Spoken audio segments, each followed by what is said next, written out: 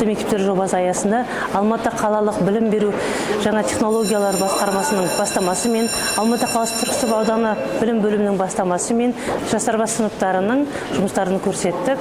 Ол жерде мектебімізде оқушыларымызды жастар бас сыныптарын әсіресе қандай бағыт тәрбиелеп жатқанымызды көрсеттік.